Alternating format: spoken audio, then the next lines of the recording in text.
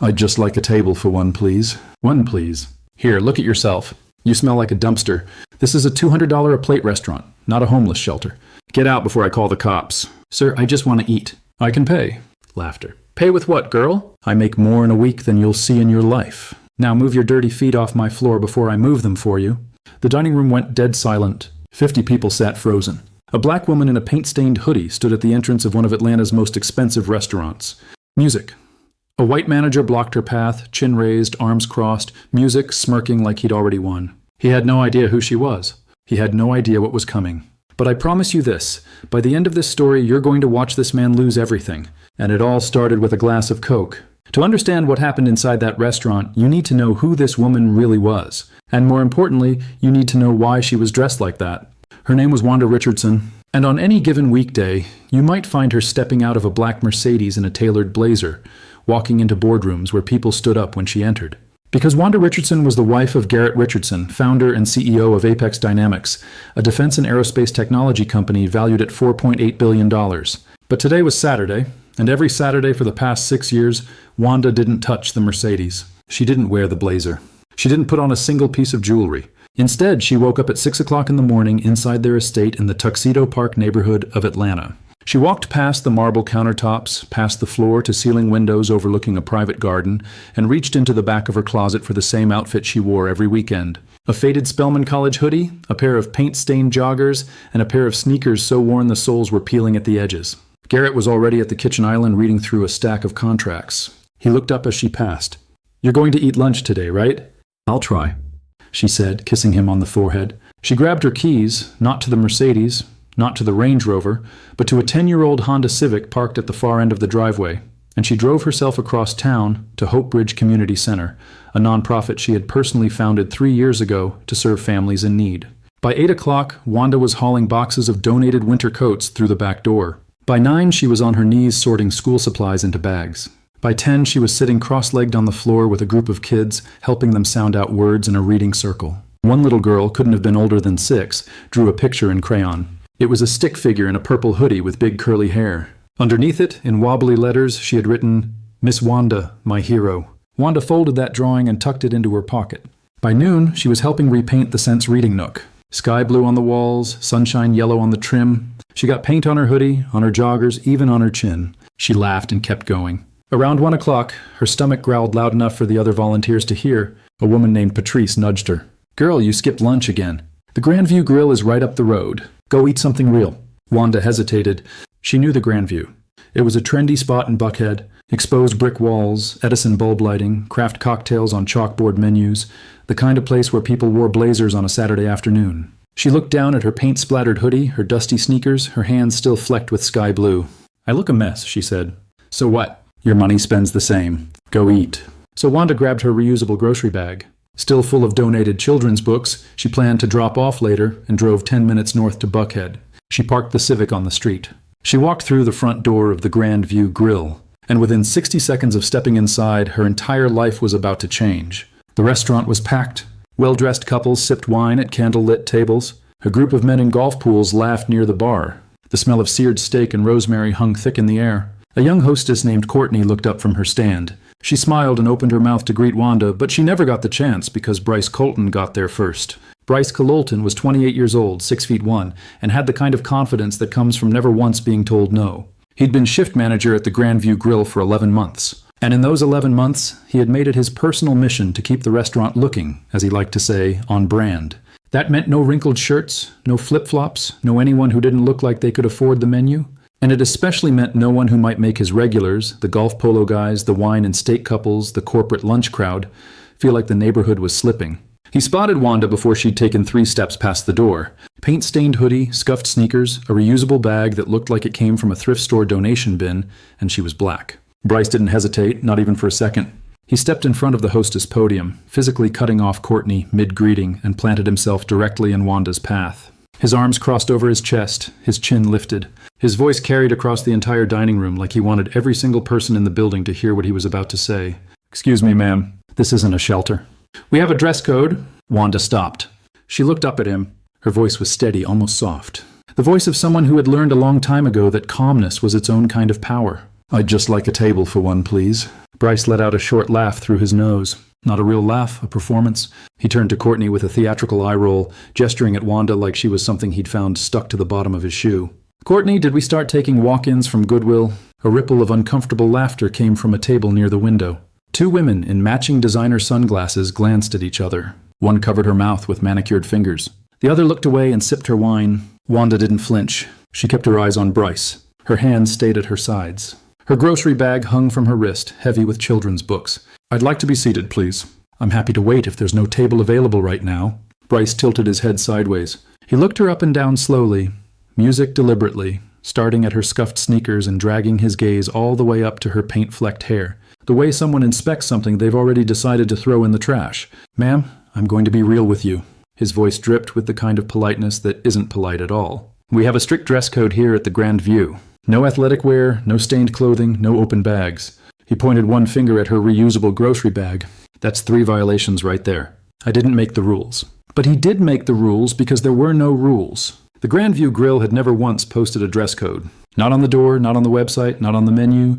Bryce had invented it on the spot, right there, standing in front of a woman whose only crime was walking in while black and underdressed. Wanda glanced to her left. 2 tables over, a white man in his late 50s sat eating a bacon cheeseburger with his fingers. He wore a faded Atlanta Braves baseball cap pulled low over his forehead, wrinkled gym shorts that stopped above his pale knees, and a pair of rubber sandals with no socks. His bare feet were propped up on the empty chair across from him. Ketchup dotted the front of his shirt. That gentleman over there, Wanda said quietly, nodding in his direction, music, is wearing gym shorts, a baseball cap, and sandals. There's ketchup on his shirt. Does the dress code not apply to him? Bryce didn't even turn his head to look. That's different. He's a regular, so the dress code is selective. It wasn't a question. It was a statement. And the way she said it, calm, precise, without a single trace of anger, made Bryce's neck flush red above his collar. Something shifted in his face. The amusement drained out of it like water through a crack. His jaw tightened. His nostrils flared just slightly. He took a half step forward, closing the distance between them until Wanda could smell the coffee on his breath. When he spoke again, his voice was lower, harder, stripped of the fake politeness he'd been wearing like a mask. Look, I don't know where you came from. I don't know what you think this place is, but I'm telling you right now, you are making our guests uncomfortable. You are disrupting the dining experience, and I need you to leave immediately. Wanda's hands didn't move. Her breathing didn't change. Her voice stayed level the way a lake stays level, even when stones are being thrown into it. I'm not leaving. I haven't done anything wrong. I'd like to speak with the general manager, please. I am the manager on duty. Then I'd like your full name and the name of the company that owns this restaurant. Bryce laughed again, but this time the laugh had teeth. There was an edge behind it. Not fear, not yet. But the kind of raw annoyance that comes when someone you've already dismissed refuses to disappear. When someone you've already decided is beneath you dares to stand at your level and look you in the eye. You want to file a complaint? He spread his arms wide, playing to the room. Go right ahead, sweetheart. Call whoever you want. Write a letter. Post it online. I promise you, nobody is going to believe someone who looks like you over someone like me. Someone who looks like you over someone like me. Every person within earshot heard it. The meaning was clear. It was never about a dress code. It was never about stained clothing or open bags or the comfort of guests. It was about skin. It had always been about skin. A woman at the bar set her glass down slowly. A couple near the window exchanged a long look.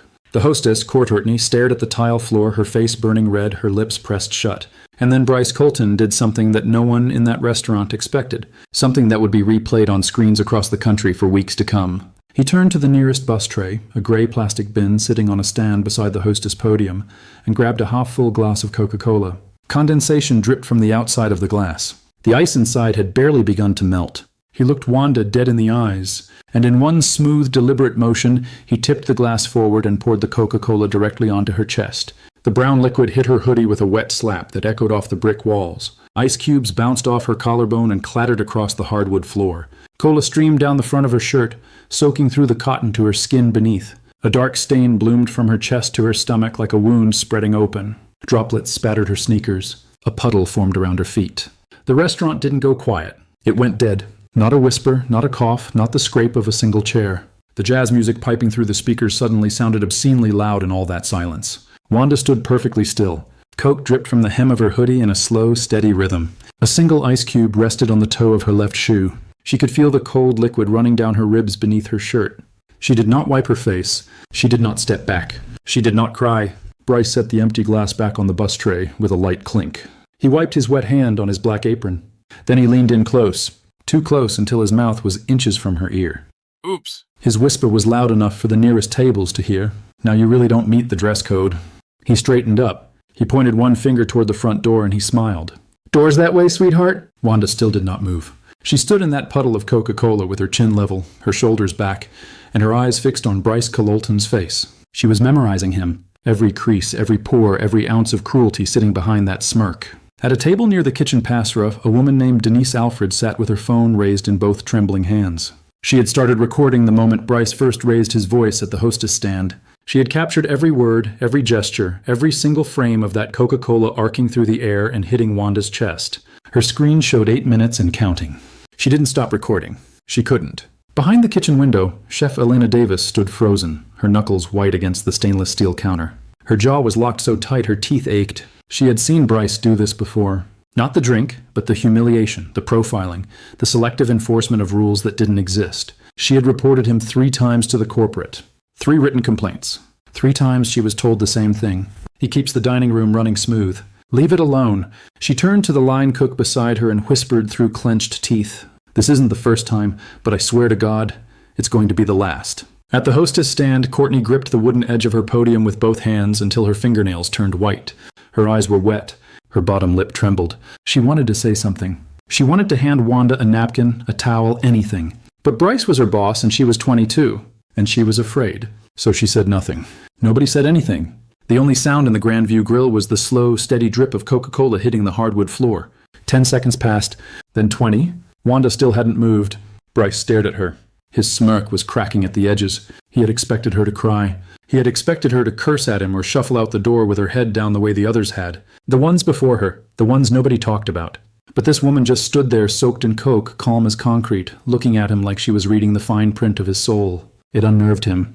And when Bryce Colton felt unnerved, he didn't get quiet. He got louder. He snapped his fingers at a busboy, a skinny kid named Travis, barely 19, standing near the service station, pretending not to see what just happened. The snap echoed like a firecracker. Travis, mop now. Clean this mess up. He jerked his thumb toward the puddle around Wanda's feet. And make sure she's gone before the evening crowd gets here. Travis didn't move. He stood holding a bin of dirty dishes, eyes darting between Bryce and Wanda. His knuckles were white around the bin's edges. Bryce had already turned back to Wanda. He planted both hands on his hips and leaned forward until his shadow fell across her face. His voice dropped into something low and thick, like syrup mixed with venom. Honey, I don't know where you wandered in from. I don't know what bus dropped you off, but let me make something crystal clear so even you can understand it. He paused, let the silence sharpen his next words into a blade. This place is not for people like you. It never was. It never will be. So take your little bag of whatever that is, walk out that door, and go find a soup kitchen. I'm sure they'll have something more than your speed. People like you. He said it again, louder this time. Not a whisper, a declaration. And every person in that room heard exactly what those words meant.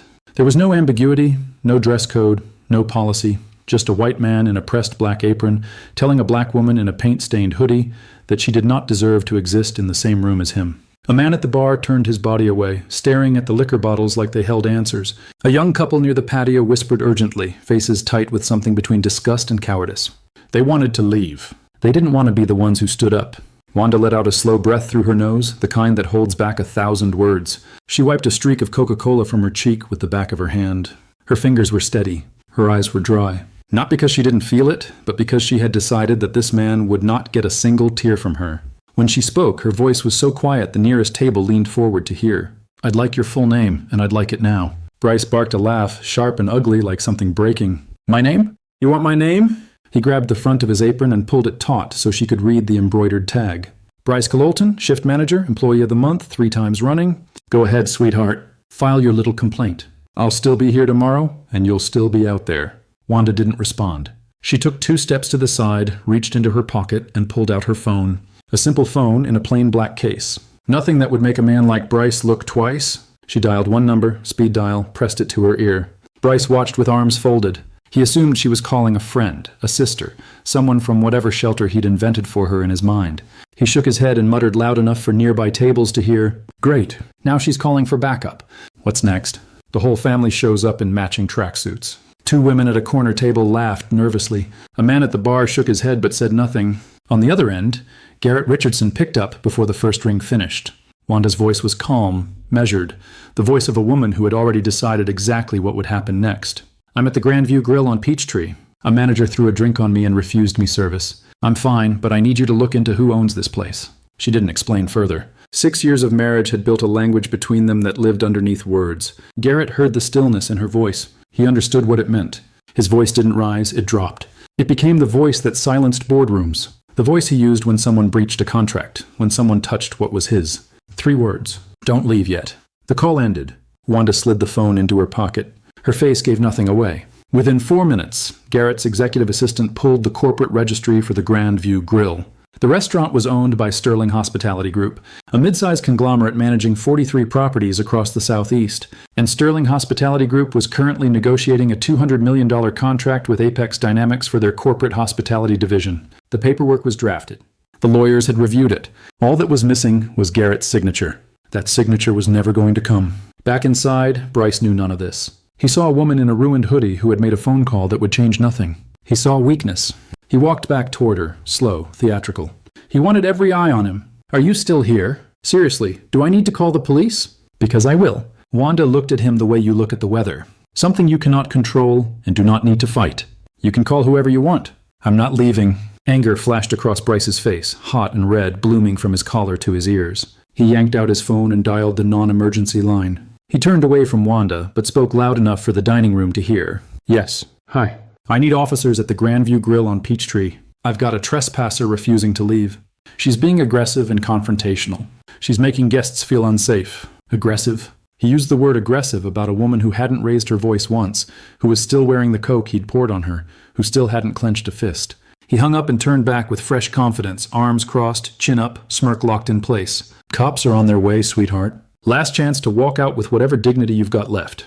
Wanda said nothing. Her hoodie clung to her chest, cold and damp.